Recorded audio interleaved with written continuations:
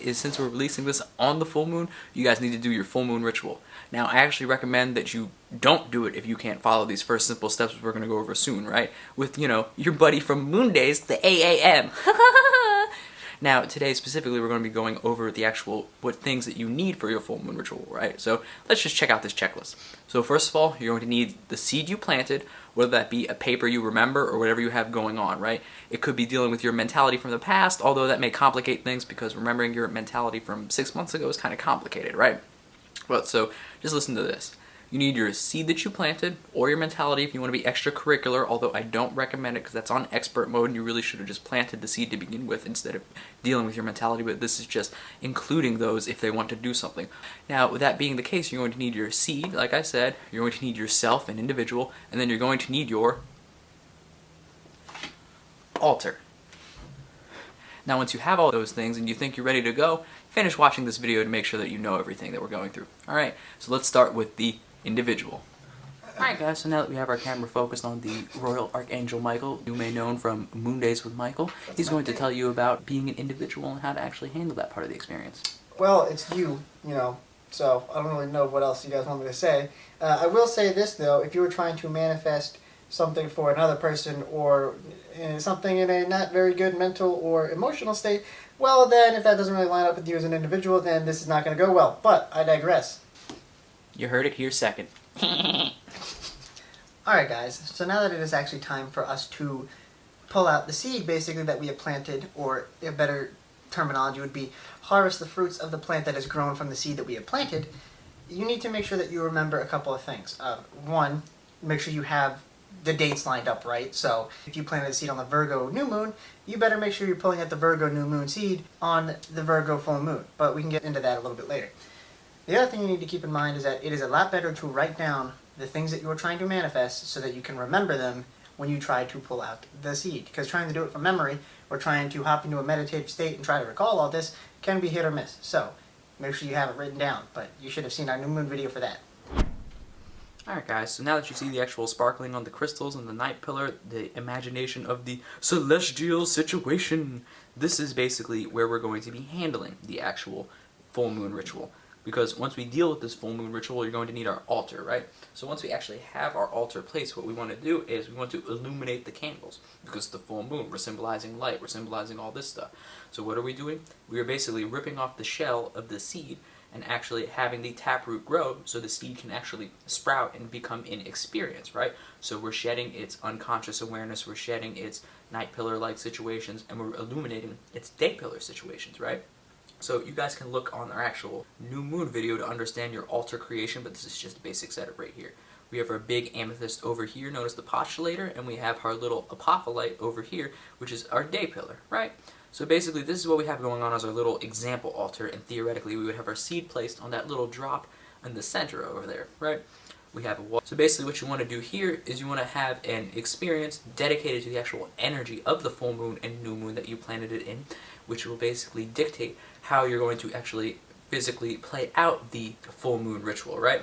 So basically, all you guys really have to do is light your candles on your night pillar and your day pillar, both, but if you're going to only do one, do your day pillar. And basically all you have to do here is a symbolizing of the seed actually sprouting.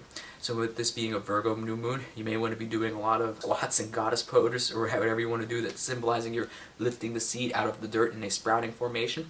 However, with it being a Virgo full moon that we're specifically releasing this on, you want to feel very analytical of it. You want to feel very strong with it. You want to feel very certain and even a little bit uncertain in how, if you're doing this properly, because that will basically reminisce Virgo's work process and being unsure that you're actually going to achieve what you're going to achieve. Now, this uncertainty should not stem too far, although it should reference the actual Virgo feeling, where you're trying to birth something all on your own, so you're feeling all this weight on your shoulders.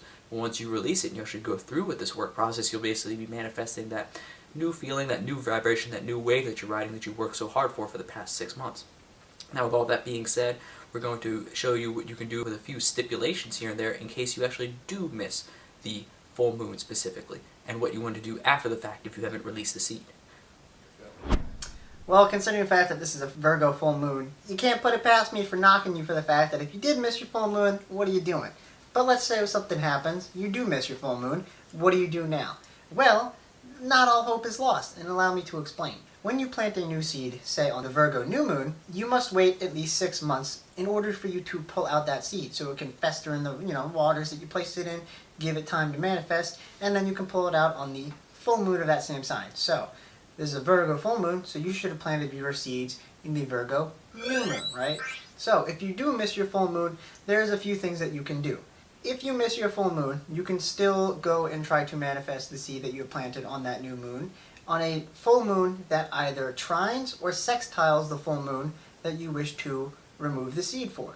So for example, if you miss the Virgo new moon, you may pull out the seed on a moon that trines it, so this would be a full moon of Capricorn or Taurus, or you can pull it out on a full moon of a sign that sextiles it.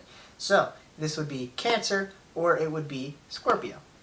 Alright, now let's say you didn't miss the full moon, and you didn't necessarily pull out all of the seeds or items that you wish to manifest on that full moon. Well, good for you for, one, not getting hasty and trying to manifest everything you can as fast as possible, and having the awareness to understand that, hey, this might take a little bit longer, I'm going to let it fester and put more energy into it, so when it is time to experience, I don't have to wait for any bullshit.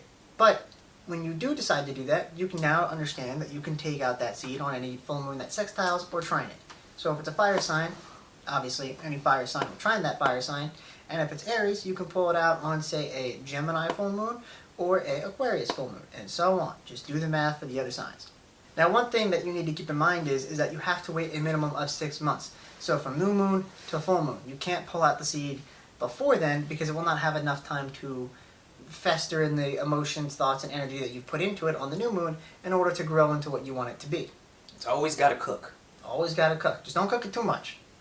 Cooking it too much would be pulling it out on a sign that in conjuncts or is neighboring. You can't do that, or else it'll be a crappy full moon ritual. Yeah, no, you don't want to do that. That's a situation you do not want to have happen to you. But anyways, guys, this is about it for your actual full moon ritual. Remember, you need yourself. You need a seed that you actually planted. We're really only including the mentality for those that forgot it, but if you forgot your seed, I probably wouldn't even do it all together, because if you forgot your seed, why would you remember your mentality? So feel special, but don't actually do it. Anyways, on top of that, you're going to need your altar, like we said. You're going to need to actually do this on the time specified, and if you after the fact, always after 6 months on the time specified after the fact, so just keep the energy and actually write it down, and keep a moon journal, keep a log, because this is hard to remember. That's why we don't remember our mentality 6 months ago, and if you do, you're probably lying. But anyways, guys, that's about it. Peace. Fly high, Gucci man.